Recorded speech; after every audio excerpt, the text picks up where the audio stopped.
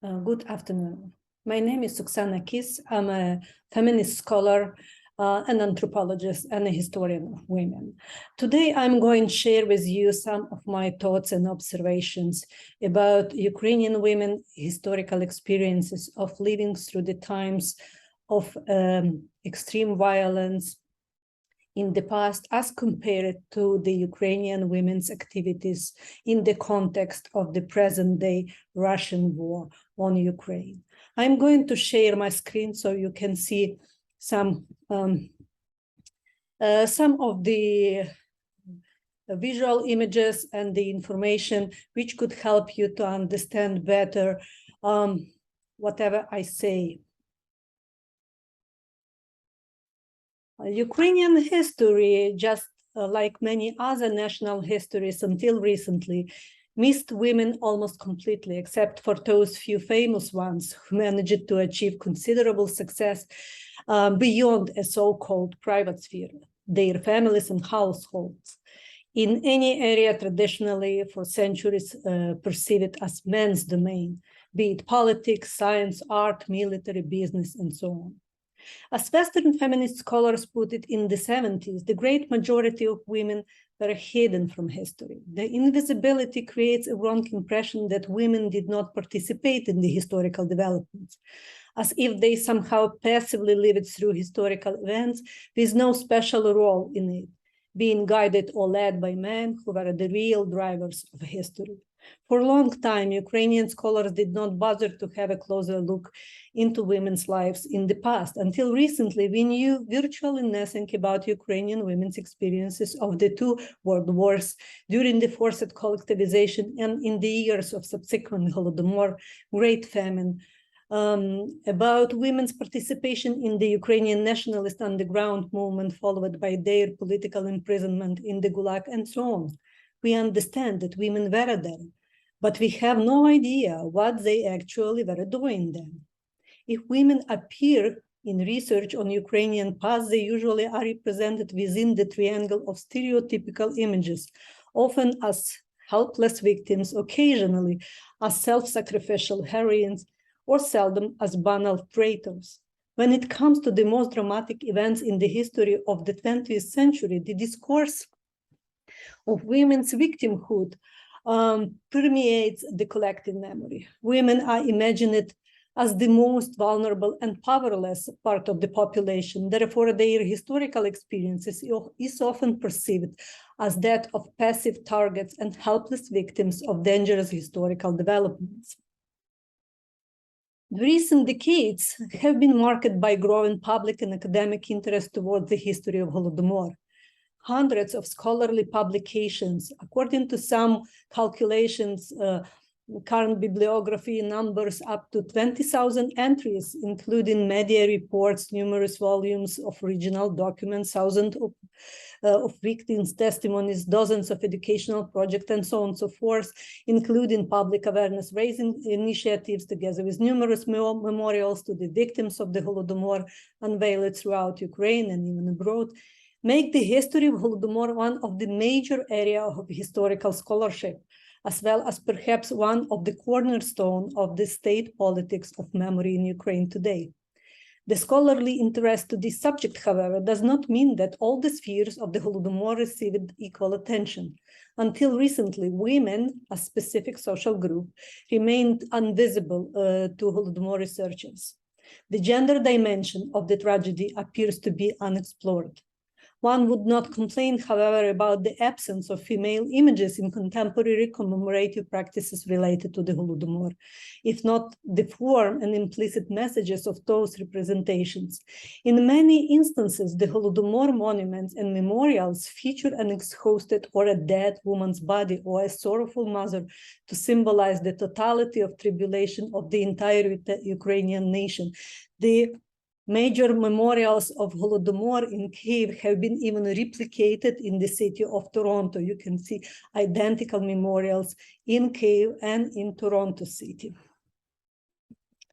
Both scholarly and popular publications on the subject also tend to exemplify the horrors of the famine by terrifying stories of desperate women and to visualize them primarily with heartbreaking pictures of emaciated women or girls.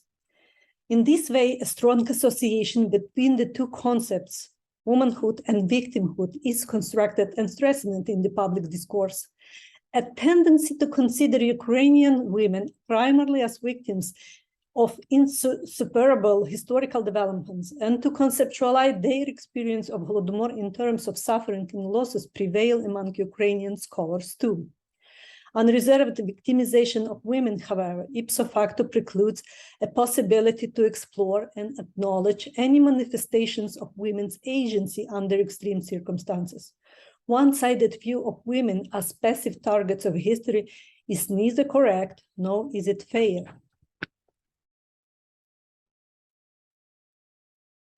The public discourse of women as primary victims of historical atrocities is nothing unique to post-Soviet Ukraine. I believe this trend is rooted back in the Soviet time wartime propaganda, which used heartbreaking images of women and girls suffering all kinds of violence and abuse from the Nazi occupiers.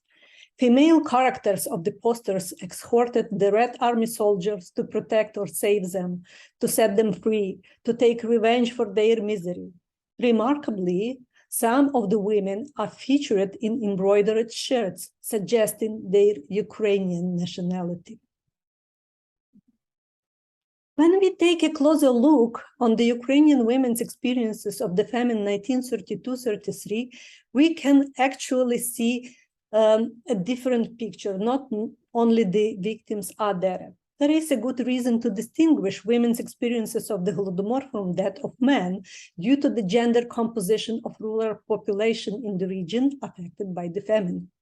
One may arguably assume that at the countryside, a share of adult men substantially reduced to the Soviet repressions against the peasants who resisted the forced collectivization in 1929-31. Soviet repressions against peasants who resisted the collectivization targeted predominantly men as formal heads of households, legal owners of a homestead, land, and livestock, authorized to represent family in contacts with the state authorities. The testimonies of Holodomor survival support this assumption.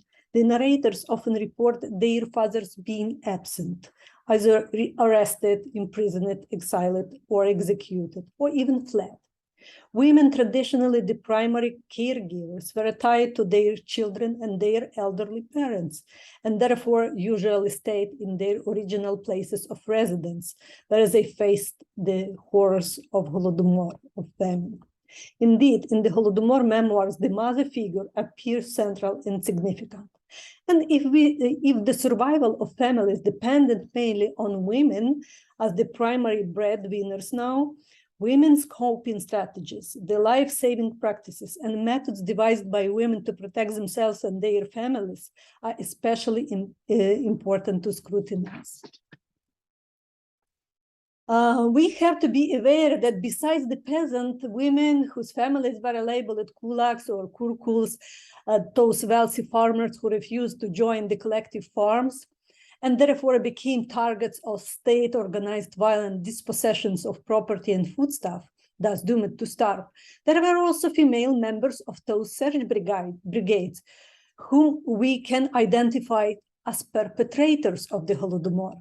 And as always, there were also those who witnessed all those developments, female workers of industrial factories, office workers, school teachers, medical doctors, and others, all kinds of bystanders who could occasionally turn into victims or perpetrators.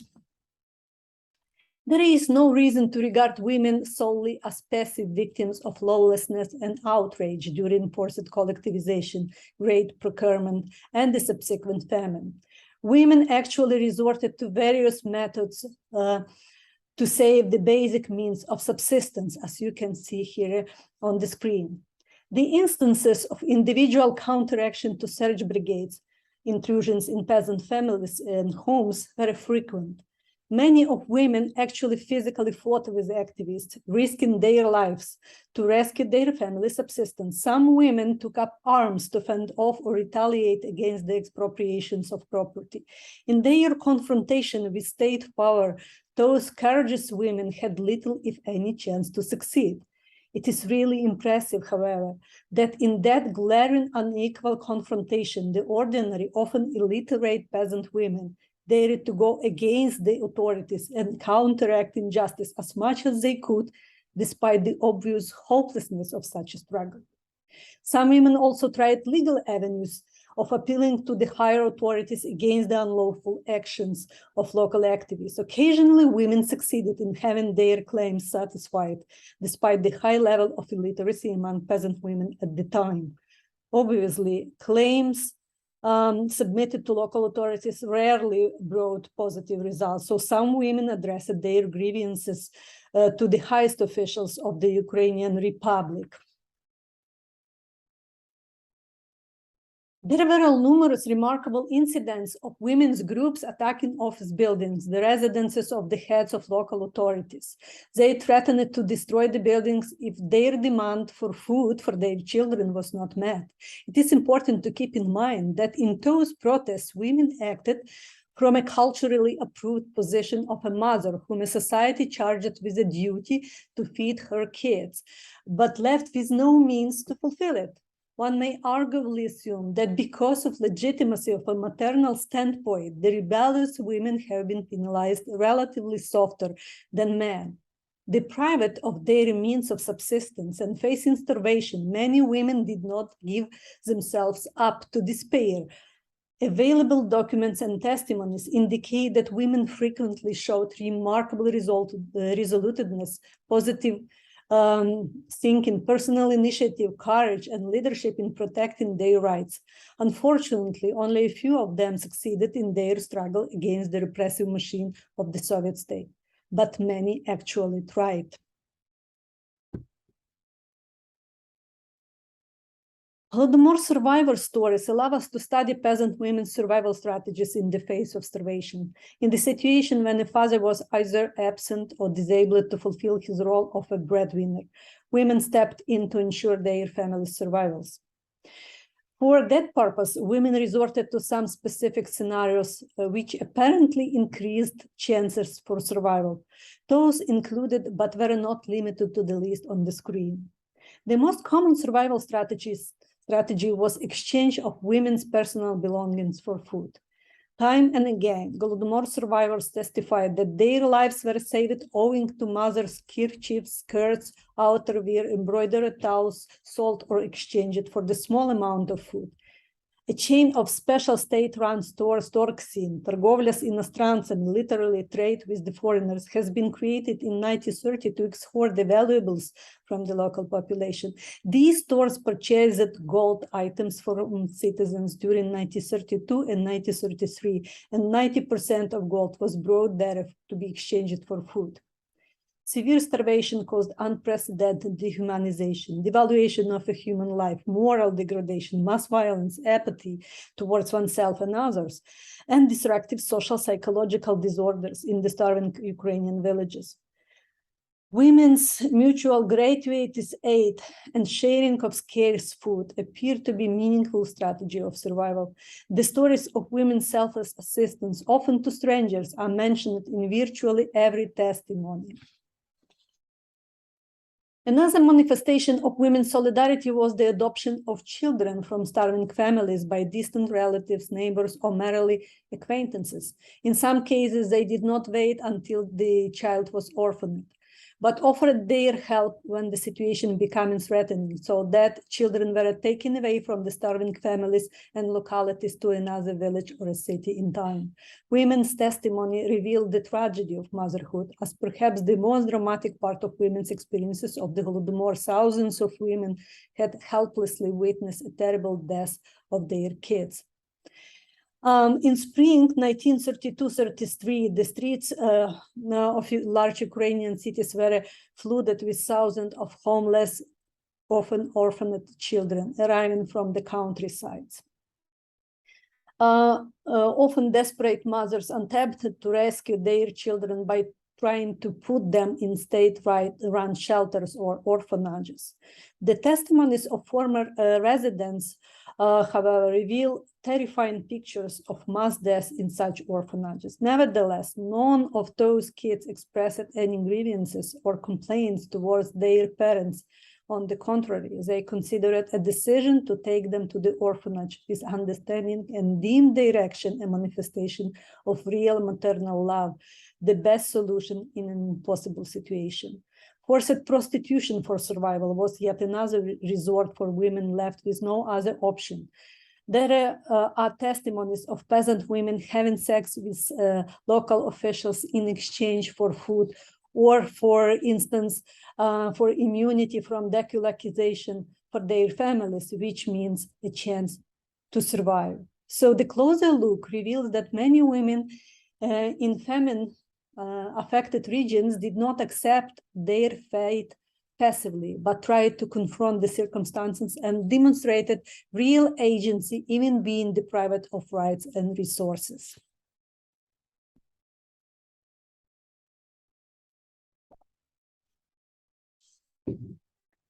The use of the concept of women's agency in my study of women's experiences of Holodomor and of women's imprisonment in the Gulag has allowed me to focus on typical survival strategies used by women, their ways of adapting and forms of resistance, and their schemes of overcoming and taking advantage of the flaws of structural constraints, all of which enabled the women to protect their own interest and reach certain goals in extreme conditions.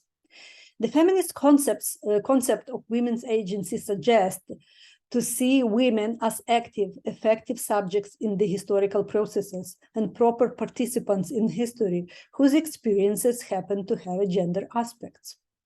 Agency manifests itself in various action scripts, the opportunities for which are predetermined by existing structural contexts.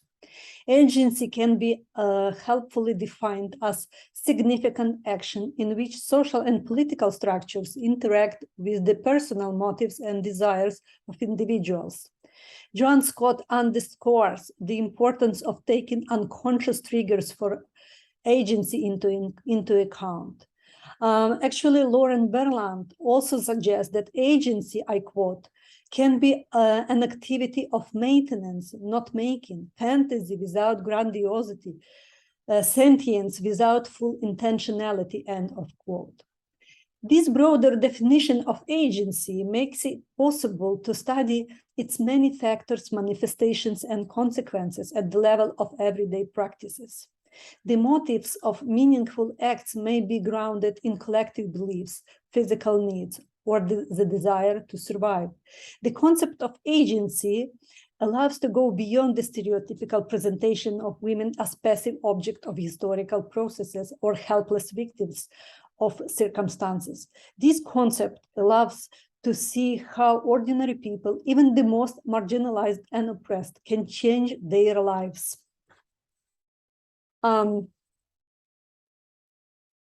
Numerous studies of women's experiences in the past confirmed that in different countries and different times, women have found ways to counter violence, overcome constraints, resist pressures, and survive under extremely difficult circumstances by acting at the grassroots level with flexibility and outside-the-box thinking, and by taking advantage of extremely limited resources. They often influence situations unnoticed, yet effectively. An important category for analysis of women's experiences is the concept of normative femininity, as presented here.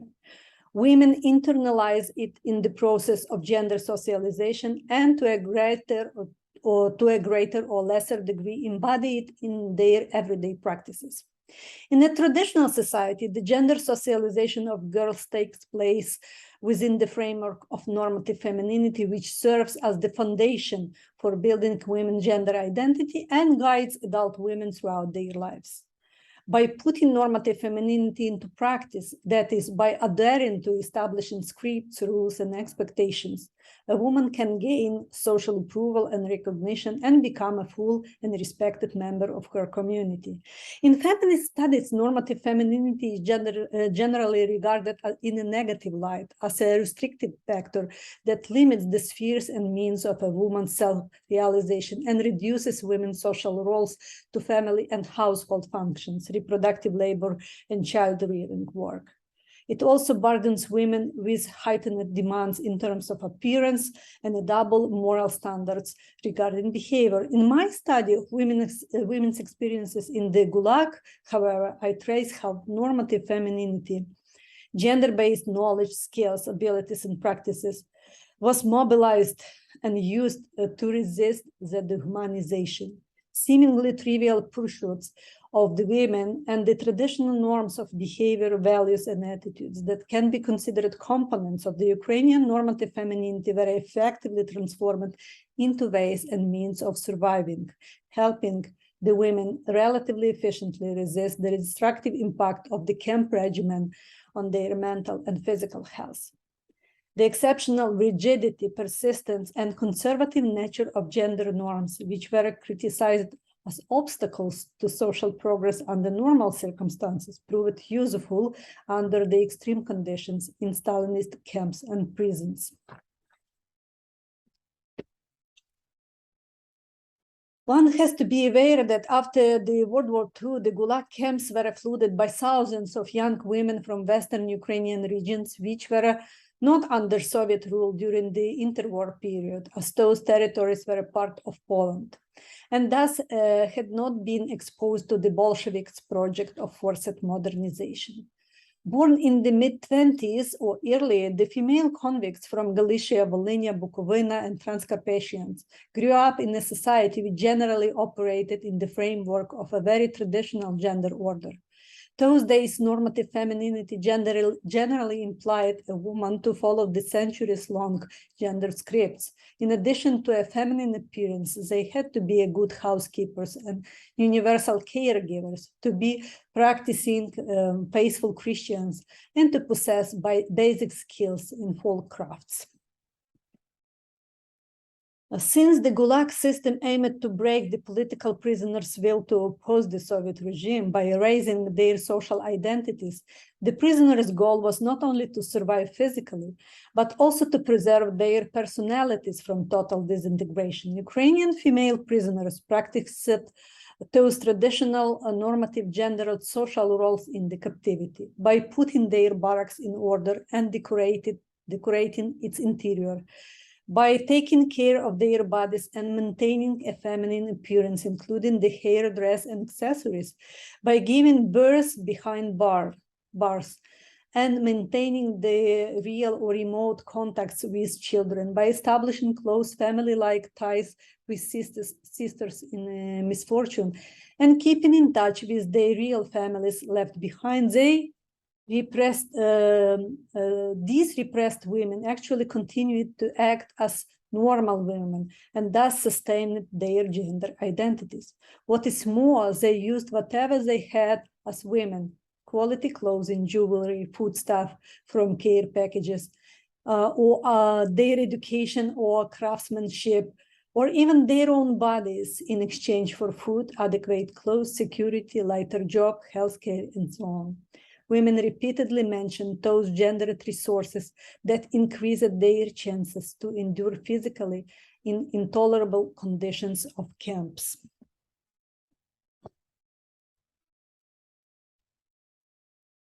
According to the survivors' testimonies, women's networks of mutual aid proved to be the most efficient survival strategy in the Gulag. Women formed the small family-like groups within larger networks to take overall care of one another. They completely trusted each other and relied on the mutual aid.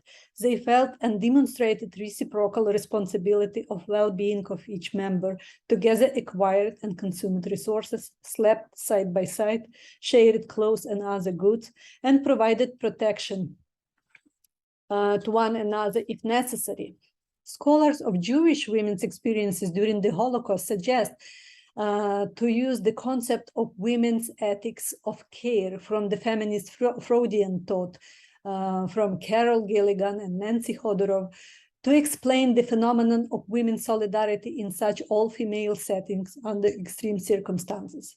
It refers to the types of attitudes and corresponding practices women interiorize as a part of their normative femininity in the process of gendered socialization in childhood to become universal caregivers. From young age, they were trained to care about people around, to attend to their needs, to be supportive, to ensure their well-being and comfort. In the camps, imprisoned women directed their care impulses towards one another, creating a milieu in which survival chances increased. Judith Baumel, who analyzed the Jewish women's gendered survival strategies in the ghettos and concentration camps, claims that such networks among women formed relatively faster, lasted longer, included more members. Women's leadership in such groups was rather care-oriented. Ties among women remained the family-style horizontal relationships, and the level of conflicts inside the groups was lower as compared to similar networks in all-men camps. All that is true for Ukrainian women in the Gulag. Care work also includes the emotional labor women did to help their sisters in misfortune to sustain mental health. All the former prisoners emphasized the importance of emotional support, compassion, kindness, consolation, tolerance, encouragement that helped them to cope with all the horrors, degradation, humiliation, despair, depression, and even suicidal thoughts. A stereotypical women's habit to have a woman's talk, sharing personal stories, turned into a spontaneous group therapy, allowing women to unload emotional burdens and to receive support. Women's arts and crafts, singing, poetry writing, embroidering, all women religious practices and festivities worked as natural remedies, helped to distract jailbirds from brutal reality and to heal their traumatized minds with positive emotions and good thoughts.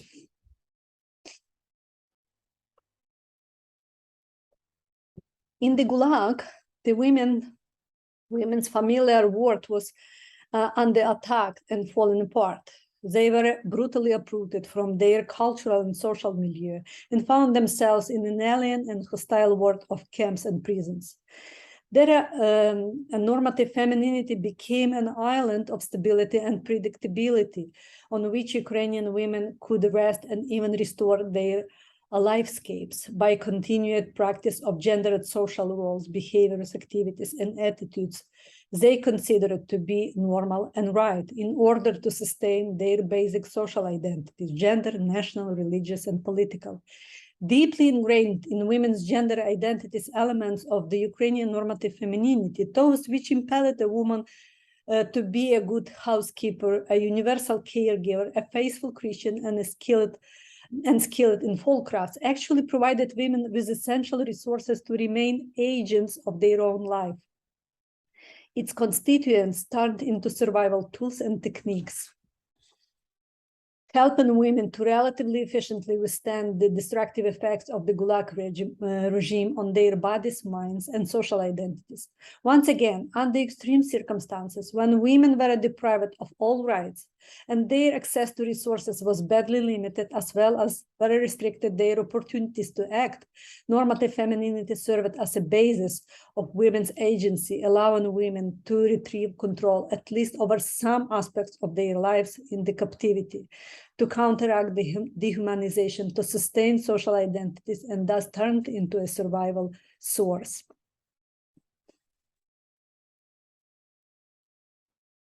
Similar trends resonate well and manifest themselves vividly in the current activities of Ukrainian women in the context of the present-day war. No need to explain that this war is total. It affects the entire territory and the entire population of Ukraine. There is no safe place in Ukraine and no one is perfectly protected. And thus it causes a major social crisis and profound disruptions in daily lives of people all over Ukraine. If asked what Ukrainian women do in this war, One can respond with confidence. They do everything. Women are everywhere. They participate in the war efforts in all possible roles and ways and spheres.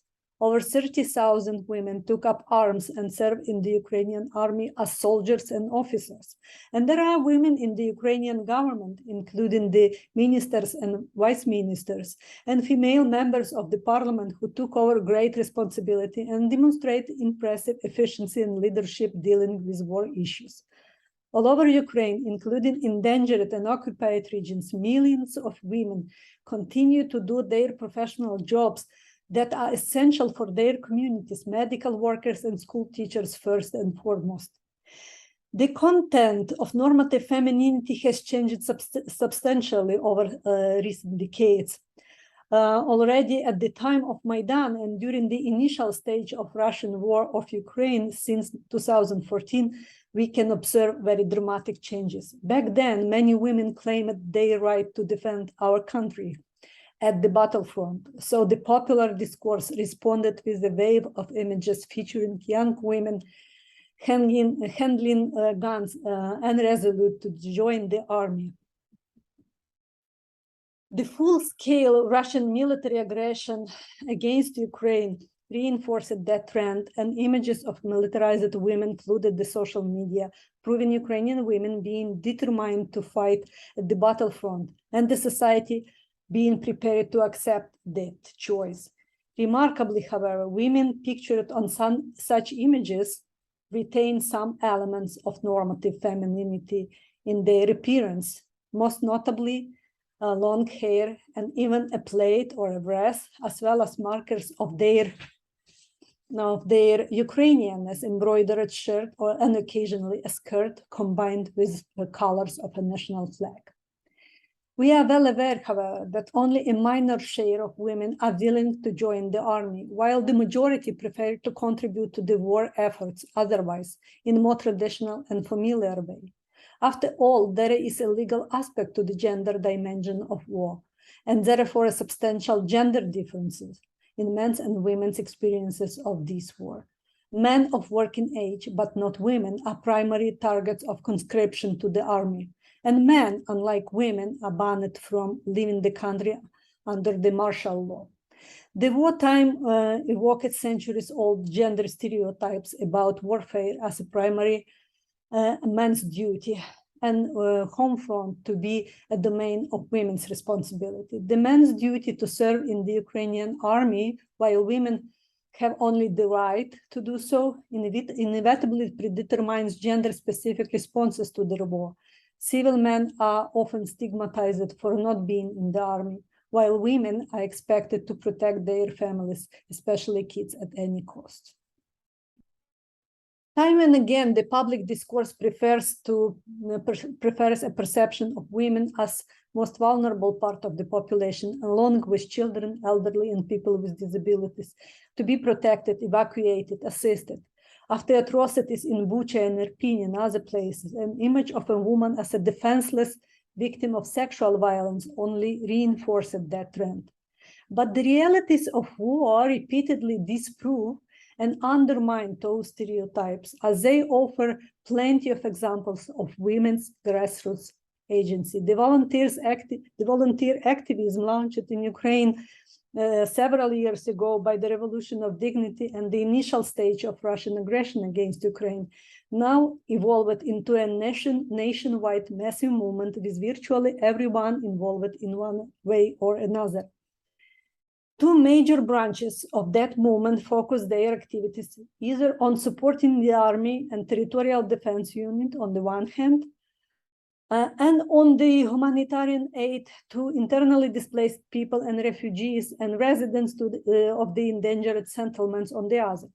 Leaving aside those volunteers who specialize on procuring all kinds of ammunition for the army, I'll focus on the activities of women's informal self-organized groups that used their gendered knowledge, skills, and competency as valuable resources to contribute to the community's wartime efforts. From the first day of the days of the full-scale Russian aggression, informal groups of women started to form spontaneously in all possible settings, from workplace to private houses, to do something meaningful in the work context. Oftentimes, women combine their household knowledge and skills like cooking, sewing, knitting with professional expertise or managerial expertise of some of them, who usually took the lead to arrange the process efficiently, from acquiring raw materials of proper quality and in necessary quantity, distributing specific operations, and organizing work shifts and delivery of final products. Those women's groups benefited greatly from their own personal social networks of family, neighbors, co-workers, and friends to get the job done. Remarkably, the kind of work these women do as volunteers is usually perceived as very mundane, trivial chores, so-called reproductive work. Women usually do the same thing at home for their families on the day-to-day basis. But because of the large scale of production, the public purpose of such activities, and the collective nature of the entire affair, the meaning of these activities changes drastically as it becomes a socially significant work. Thus, the limits between the so-called private sphere and the public sphere, as well as the distinction between the reproductive and productive work, are blurred. Besides of these reproductive activities, in early March, when distressed and frightened people fleeing from the endangered places started coming to central and western Ukrainian cities and towns in big numbers, common local women quite spontaneously get involved in care work to arrange accommodation for those fugitives and providing them with shelters, food, clothes, basic necessities. It turned out that majority of public shelters opened up in schools, kindergartens, institutions of culture like theaters or community centers, where the necessary facilities like kitchens and bathroom exists. And the absolute majority of personnel of those institutions are women. Women usually took over the responsibility for running those shelters with no support from state or local authorities, on the private donations only. In many instances, women volunteers proved to be very efficient managers, fundraisers, multitask workers, logisticians, and communicators. Dealing with the refugees directly and using gendered knowledge and skills, these female volunteers were able to identify and assess the major needs of their dependents and to use the available resources sensibly. Those very gendered knowledge and skills proved women to be indispensable in sorting out and distributing humanitarian aid when it started to arrive from abroad in bulk, but rather disordered form. Women were able to identify appropriate foodstuff and to calculate its amount for various target groups, to select proper clothing, to think through other necessities people might need, even to figure out prescriptions for basic medicine, because this is what they usually do on a daily basis for their family members. Such upscaling from routine home chores to community service and the high demand for this type of competency and deftness turned women's gendered knowledge and skills into a valuable resource, and women themselves into indispensable specialists possessing important expertise. One should be also aware that sometimes types of care work women get engaged entail serious risk for their own safety and therefore demanded substantial courage, persistence, emotional stability, physical endurance, communication skills, and many other not so feminine features, which female volunteers efficiently combined with traditionally very feminine empathy, compassion, patience, and so on. I mean, taking care of or evacuating vulnerable and really helpless people or abandoned animals from endangered places is a mission for those who really care and are truly strong at the same time. Usually, media and scholars tend to focus on large-scale events, institutionalized activities, or some vivid phenomena, while grassroots, small-scale, or individual activities and efforts that take place in informal settings too often go unnoticed and unappreciated. Here, I want to draw your attention to emotional labor women do as an integral part of their care work without registering it as a specific type of job. Because this is a part of a normative femininity to provide emotional support and ensure psychological comfort of family members, women are trained to be home therapists, and many are really good in that. There are numerous stories of common women consoling and cheering up distressed strangers in evacuation trains, in bomb shelters, in hospitals, or elsewhere. The volunteers dealing with IDPs are exposed to hundreds of stories by the traumatized people who naturally need to talk out their burdens. These conversations help to alleviate their mental tension. Many local female artists and cultural workers offer the IDPs, both adults and kids, all kinds of educational and creative activities that in fact work as art therapy and help traumatized people to distract from heavy thoughts, to experience positive emotions, to recover mentally, to regain sense of life, and to get rid of sorrow.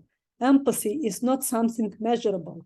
The amount of personal resources or mental energy women invest in emotional labor cannot be calculated. The effects of this work are not necessarily immediate or palpable. Quite often, these women commit to help one or two individuals or a family in trouble in a very informal and therefore rather invisible way.